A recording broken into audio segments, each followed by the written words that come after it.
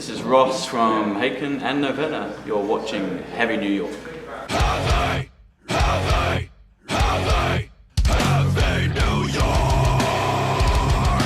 What's up, everybody? It's Alex from Heavy New York. We are back at Warsaw Concerts in Brooklyn, and we are here with Ross Jennings of Haken and, of course, Novena. Thank you so much for your time. Thank you so much. Yeah. Good to be here. It's been a long minute and a half since we spoke last. Yeah, correct. Yeah, and a lot has changed. He even changed his shirt. Look at that. Yeah. I love how you changed Magic. it. Oh, man. Got to do things properly. Exactly. But the Novena record, 11th Hour, I was just listening to it before, and it's absolutely beautiful. Do you want to talk about like how the making of this record was and, you know, the recording, mixing, all that fun stuff? Sure, yeah. I mean, I can track this back to about 2016. I was kind of just...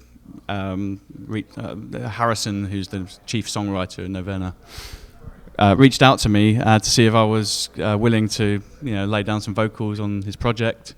I don't think he had any like kind of expectations that I would kind of stay the long run, but I was really impressed with the demos and the writing, and I saw a lot of potential in this. So once we'd recorded that EP, I figured, this is a really interesting project to stick around to. So since that time, we've been communicating, meeting up at his place in East London, and writing this record together as a group, as a collaborative effort, not just like a kind of a solo project, but all the members of the band have been contributing like solid ideas towards this thing, and what we've come up with is a really unexpected but rewarding piece of art, which I'm excited to show everyone. Yeah.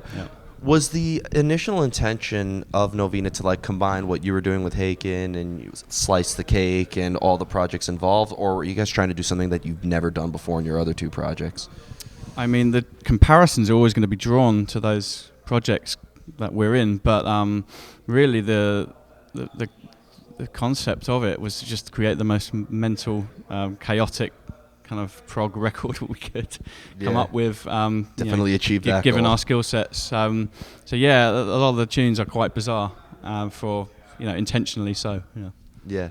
Is this a different... So you're going into this with like maybe a different mind frame than what you're doing with Haken, or is there maybe like a usual method behind the madness that applies to everything? Yeah, I mean, actually, it's kind of a similar mind frame to when we were writing stuff as Haken in the very early days, like when we were doing the demo material in 2007, and even like some of the Aquarius stuff where we would incorporate some Dixieland passages and circus music, as people called it. And that mentality has kind of been a bit more focused with Haken these days, but with Novena, we've gone with that kind of mindset, and as no holds barred, anything, sky's the limit. So anything's possible, and we'll make this work in this record. Yeah. Well, so being that Haken sings a lot about pop culture, are you looking at different lyrical subject matters for Novena? Lyrically, on the 11th Hour, we've touched upon this idea of the final hour in someone's life.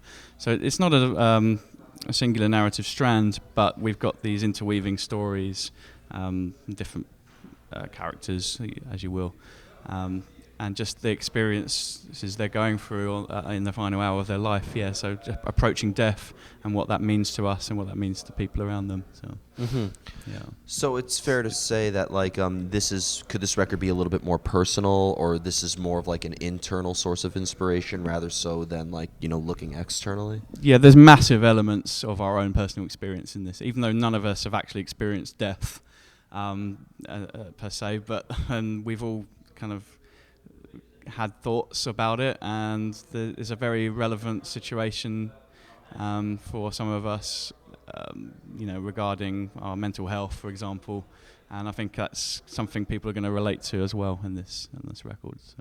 So yeah, very deep, like personal feelings about contemplating death, the afterlife, or no afterlife, whatever the belief is, and that's the very serious strand that runs through the record. But there's also fantasy tales as well. There's fictional elements to this record as well. So you're looking. It's not all doom and gloom, but it's there's a bit of both. So you were looking both internally and externally for this. Yeah. Yeah.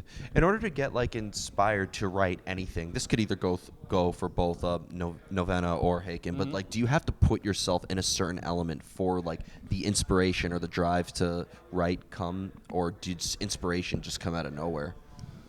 I wouldn't say it comes out of nowhere, but like any method acting, I kind of feel like I have to get inside of a character's mind, to write this stuff. So that's kind of the connection I'll draw to. Yeah. Mm-hmm. Yeah. And could this record also still be open to interpretation, or it being that so much of your personal life is invested into this record that maybe that you want to try to get the listener to see things from your point of view or see things from your shoes?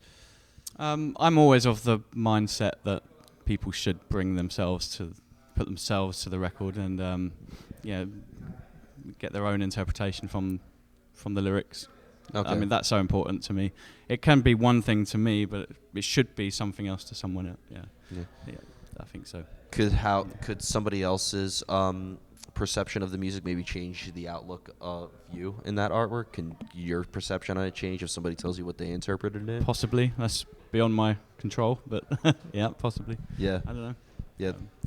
It's art. It's all subjective at the end of the day. So. Yeah. So, can we be expecting to hear this material live as well, or is this just kind of like a project that you're doing for the sake of making music? Yeah.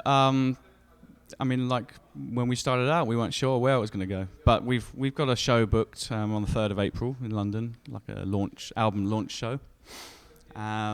And from that point onwards, we'll see where it goes in the live context. I'd like to do a lot of shows with this, 'cause I think it's like solid material which needs to be heard.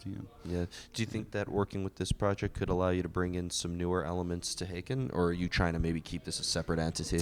Personally speaking, I'm trying to keep it as a separate entity. Like Haken's a really important thing in my life. That's my main kind of project.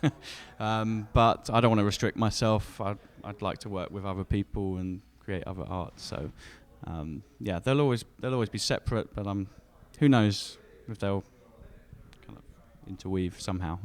Maybe it could allow you to approach one project with a clean slate or something like that. Possibly. Yeah. So before we go, I'd like to thank you so much for your time. So you said you have the release show for 11th Hour, April 3rd. Correct. Yep. Yeah. Is there just anything else with Novena you would like to promote?